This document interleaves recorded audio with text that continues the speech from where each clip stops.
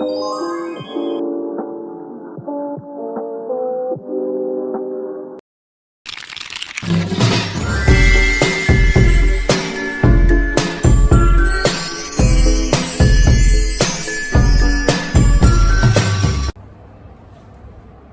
pagi dan salam sejahtera untuk kita semua.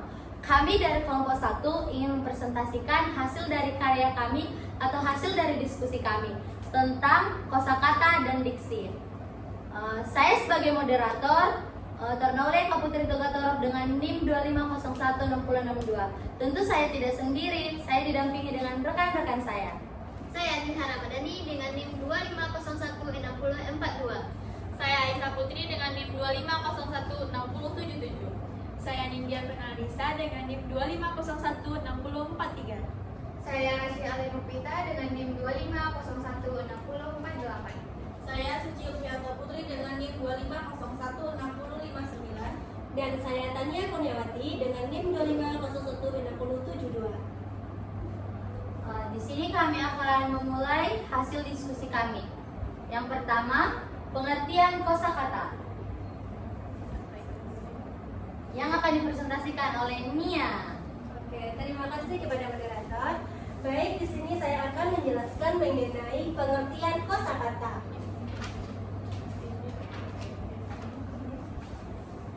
Kosakata adalah sebuah kata yang dimiliki suatu bahasa. Menurut KBBI, kosakata adalah perbendaharaan kata. Sedangkan menurut Tarigan pada tahun 1985, kosakata adalah semua kata yang terdapat dalam satu bahasa yang dipakai oleh masyarakat bahasa tersebut. Selain itu, kosakata bisa bersifat umum atau khusus. Misalkan kata hewan termasuk kosakata umum, sedangkan kucing, anjing, atau gajah termasuk kosakata khusus. Kosakata juga menjadi indikator tingkat pendidikan seseorang.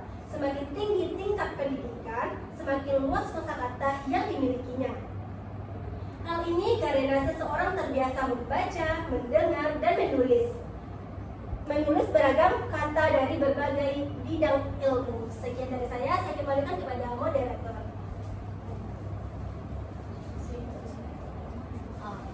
Lanjut, di sini kami akan membaca tentang rumusan masalah atau manfaat, fungsi, ciri, dan tujuan kosakata. Oke, langsung saja.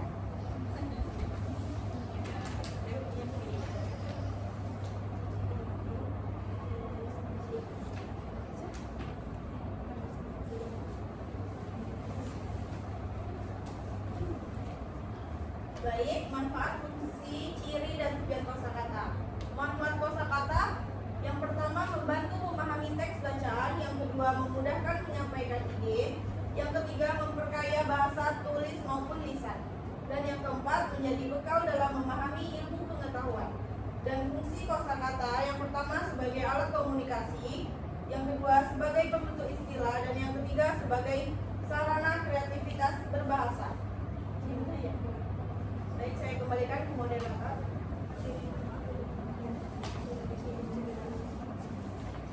Oke, lanjut. Di sini kami akan membacakan yang nomor 3, pengertian diksi. Oke, ralat.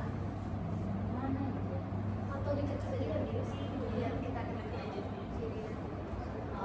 Ciri dan tujuan kosakata. Baiklah, sekarang saya akan mempresentasikan materi mengenai ciri dan tujuan dari kosakata. Yang pertama yaitu ciri kosakata. Ciri kosakata yang baik, yang pertama yaitu relevan dengan konteks. Yang kedua mudah dipahami, dan yang ketiga efektif dan efisien. Selanjutnya yaitu tujuan penguasaan kosakata. Yang pertama yaitu agar komunikasi lancar, yang kedua agar tidak salah paham, dan yang ketiga agar lebih kreatif dalam menulis. Contohnya, mahasiswa dengan kosakata terbatas akan kesulitan menulis makalah. Sebaliknya, mahasiswa yang memiliki kosakata yang luas akan lebih mudah menuangkan ide secara ilmiah. Terima kasih, saya kembalikan ke moderator.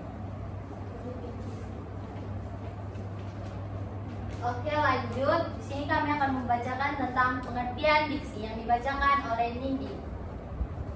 Baik, terima kasih kepada moderator. Saya akan membacakan tentang pengertian diksi. Diksi berarti pilihan kata.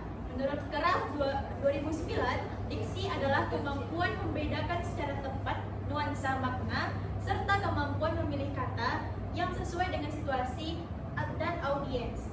Terima kasih. Saya kembalikan kepada moderator. Oke, lanjut. Di sini kami akan membacakan tentang fungsi dan ciri manfaat. A few moments later. Lanjut, di sini kami akan membacakan tentang manfaat fungsi yang dibacakan oleh Diti Syahri. Baiklah, saya akan membacakan manfaat dan fungsi. Manfaat diksi adalah yang pertama menghindari salah pengertian, yang kedua menjaga sopan santun, dan yang ketiga membuat bahasa lebih indah.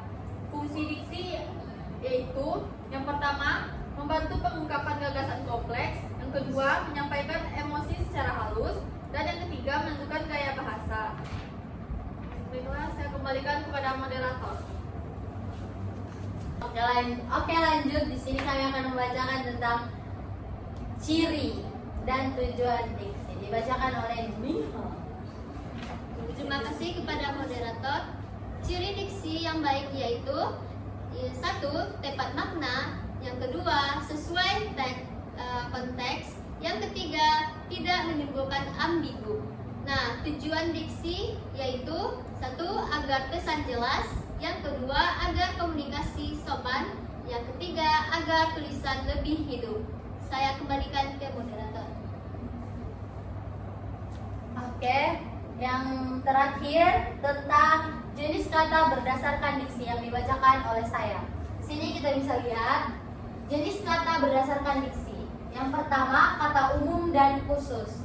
Contohnya, umum sama dengan hewan. Kalau khusus itu kucing. Yang kedua, kata konkret dan abstrak. Konkret buku, abstrak itu berbasis cerita.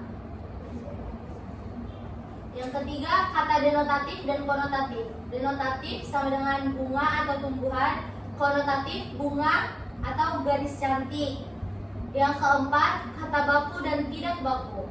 Baku kegiatan, tidak baku aktivitas. Yang kelima, kata ilmiah dan populer. Ilmiah contohnya respirasi, populer sama dengan bernapas.